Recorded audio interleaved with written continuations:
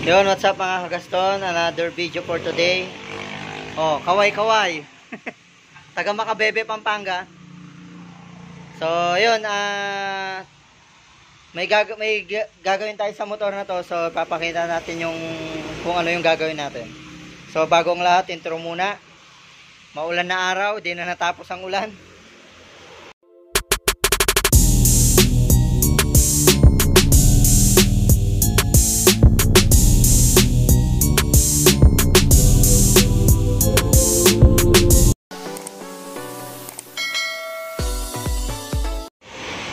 So ngayon pag-usapan natin kung ano yung problema ng motor na to. Actually marami na tayong ginawa sa motor na to. Kung titignan mo siya sa unang gamit, wala siyang problema, all goods lahat. Kasi ang ginawa natin dito sa una, nagpalit tayo ng spark plug, nag-throttle body cleaning na tayo, nagpalit na tayo ng filter, fuel pump filter. Tapos, ang problema nito, kapag sobrang init na ng makina, humahagok na siya. Kumbaga, nabubulunan na, tapos, talagang pag binidyo mo siya, habang gumagana ka, makikita mo talaga kahit panoorin mo lang sa video na yung motor, hindi maganda yung takbo. Humahagok siya. Ngayon, may customer kasi ako dati, ang ginawa natin, gantong issue din, same issue, katulad din, ivory white.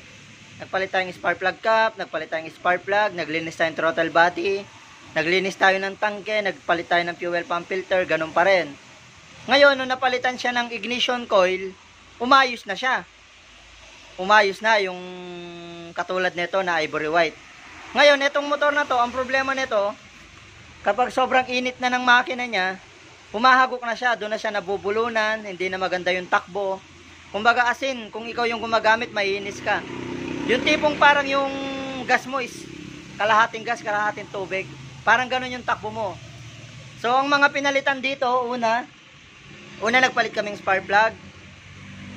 Nagpalit kami ng spark plug cap, nagpalit si sir. Nagpalit kami ng fuel pump filter. Nagpalit na rin ng dynamo dun sa mismong fuel pump. Ngayon, sabi ko, try natin magpalit ng ignition coil. Or subukan mo lang muna. Ganun pa rin, kapag mainit na yung makina, nagloloko na siya. Ngayon, nagtry kami ng ECU. Sabi ko, iramin niya muna. Subukan niya kung magloloko.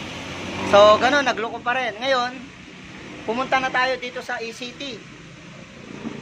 Yung pinaka-temperature sensor ng ating Raider FI na nakalagay dito sa block. Ayan. So, ito, bago na to mga kagaston. Bago na to, nilagay natin. Ngayon, para i-check kung talagang gumagana ito, gagamit lang tayo ng lighter, papasuin natin. So, yan, pawak muna ng cellphone, sir. Ngayon, makikita nyo, hindi gumagana yung fan. Pero dapat, isi-switch on mo yung motor.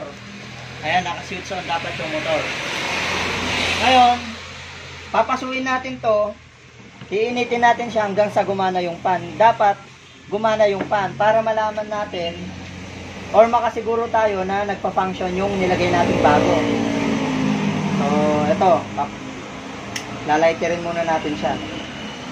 Medyo tsagain lang natin siyang i-lighter kasi kung hindi natin gagawin to, hindi natin mati-check kung nagpa-function ba yung bagong ECT na ilalagay natin. No? Temperature sensor din kasi ito. So, marami siyang possible na magiging problema. So, kailangan initin mo lang to hanggang sa gumana yung fan. Ayun. Dahil napaso na natin, nainit na, ayan, gumagana na yung kanyang fan dito sa baba. Ewan ko kung kita. Ayan, pero naririnig nyo naman, ayan, gumagana yung kanyang fan. So, ibig sabihin, yung bagong nilagay natin na TPS tuloy, ECT sensor is working siya. Ngayon, malalaman pa lang natin yan na hindi na nagloloko yung motor once na ginamit na ni sir yung motor at naabot na yung init niya, kung hindi na siya hahagok-hagok tulad ng na-experience niya. So, sa mga sasakyan maging sa ibang mga motor, nagiging problema rin tong ECT. Kasi ito yung nagre-read ng init ng makina. Nakano kasi ito sa mismong cylinder block. Dinadaanan din ito ng coolant. So, maraming problema pati sa fuel pump, sa gas. Nagiging ano yan, nadidetect lahat yan.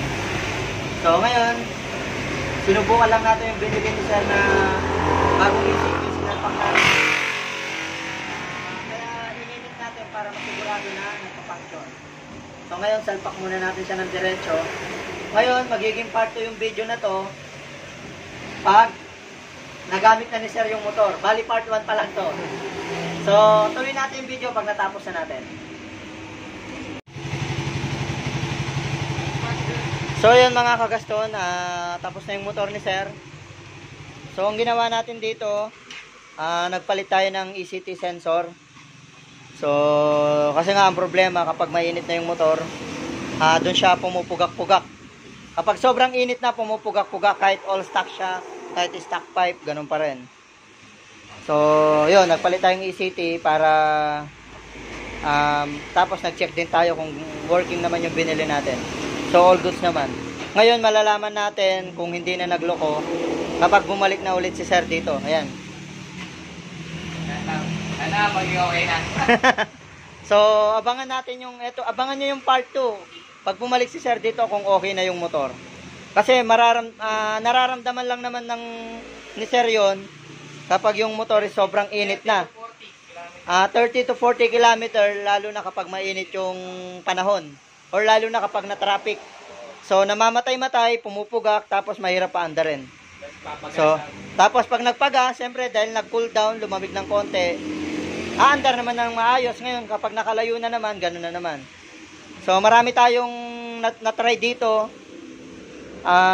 Yun, tawag na to, spark plug cap, ignition, dynamo ng fuel pump filter, ECU, ignition coil, throttle body cleaning. So, lahat yun sinubukan. Pero, hindi pa rin umayos.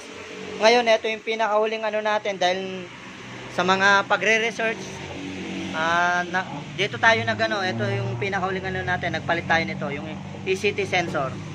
So, even sa mga sasakyan, nangyayari yung ganyang issue. So, ang nilagay natin, ito yung luma niya, ito yung pinalit natin dahil wala, for testing lang muna para at least hindi mahal. Kasi yung SGP nasa 2,000 plus or almost 3K. So, ito muna yung binili ni Sir para lang, pansamantala lang para lang masubukan na hindi na magloloko. Ngayon, kapag hindi na nagloko, doon na lang daw bibili si Sir ng SGP na ECT sensor. ECT sensor or temperature water sensor. Ayan siya. Ito kasi nakadirect sa block. Nagre-read ng sensor at init ng coolant. So, yun. Abangan nyo yung part 2 nito. Part 1 lang to. So, hanggang dito na lang yung video. Located shop, Kakutod, Mabalacat, Pampanga.